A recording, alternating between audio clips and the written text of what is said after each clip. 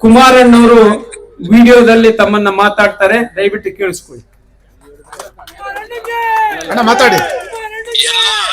ಕಾರ್ಯಕರ್ತ ಬಂಧುಗಳಿಗೆ, ಯಲಹಂಕದ ತಂದೆ ತಾಯಂದರಿಗೆ ನನ್ನ ಗೌರವಪೂರ್ವಕವಾದ ವಂದನೆಗಳನ್ನ ಪ್ರಥಮವಾಗಿ ಸಲ್ಲಿಸಲಿಕ್ಕೆ ಬಯಸ್ತೇನೆ. ಇವತ್ತಿನ ಕಾರ್ಯಕ್ರಮ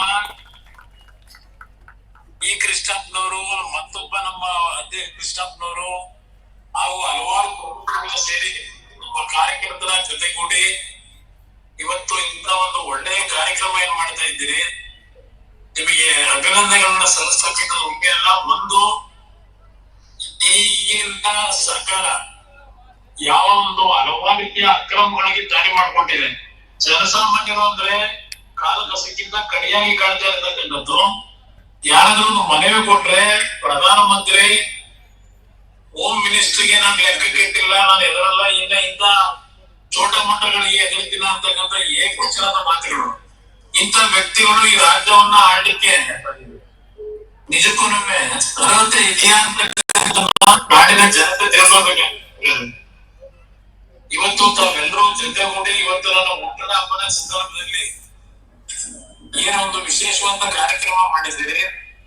ನಾನು ಯಲಹಂಕಗೆ ಮುಂದಿನ ದಿನಗಳಲ್ಲಿ ಬರ್ತೀನಿ. ಯಲಹಂಕ ಮತ್ತು ನಾನು 2 ಬಾರಿ ಮುಖ್ಯಮಂತ್ರಿ ಆದಾಗಲೂ ವಿಶೇಷವಾಗಿ ಯಲಹಂಕದ ಅಭಿವೃದ್ಧಿಗೆ ನನ್ನದೇ ಅಂತ ಸಣ್ಣ ಕೊಡುಗೆ ಕೊಟ್ಟಿದ್ದೇವೆ.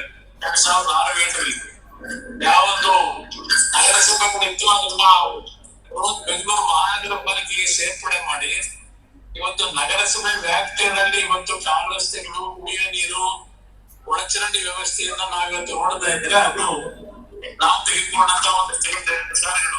ಆದ ಪ್ರಚಾರ ಪಡಿಲಿಲ್ಲ ನಾನಷ್ಟೇ. ನಿಮ್ಮೆಲ್ಲರಿಗೆ ಭಗವಂತ ಒಳ್ಳೇದು ಮಾಡ್ಲಿ. ನನ್ನ ಕಾರ್ಯಕರ್ತರು ಮುಂದೆ ನಡೆಯತಕ್ಕಂತ ಚುನಾವಣೆಗಳು ಯಾವತ್ತೇ ಬರ್ಲಿ, ಜನತೆಯಲ್ಲಿ ಜಾಗೃತಿಯನ್ನ ಮೂಡಿಸಿ ನಮ್ಮ ಒಂದು ಶಕ್ತಿಯನ್ನ ಈ ಬಾರಿ ತೋರ್ಪಡಿಸಬೇಕು ಅಂತಕ್ಕಂತ ಒಂದು ಮನವಿಯನ್ನ ನಿಮ್ಮೆಲ್ಲರಲ್ಲಿ ನೋಡ್ತೀನಿ. ಇವತ್ತು ಮಳವಳ್ಳಿನಲ್ಲಿ ರಾಷ್ಟ್ರಪತಿಗಳ ಕಾರ್ಯಕ್ರಮದಲ್ಲಿ ಭಾಗವಹಿಸಬೇಕಾದ ಅನಿವಾರ್ಯತೆ ಇದೆ. ನಿಮ್ಮೆಲ್ಲರಿಗೆ ಭಗವಂತ ಒಳ್ಳೇದು ಮಾಡ್ಲಿ. ನನ್ನ ವಂದನೆಗಳು ತಮ್ಮೆಲ್ಲರಿಗೂ.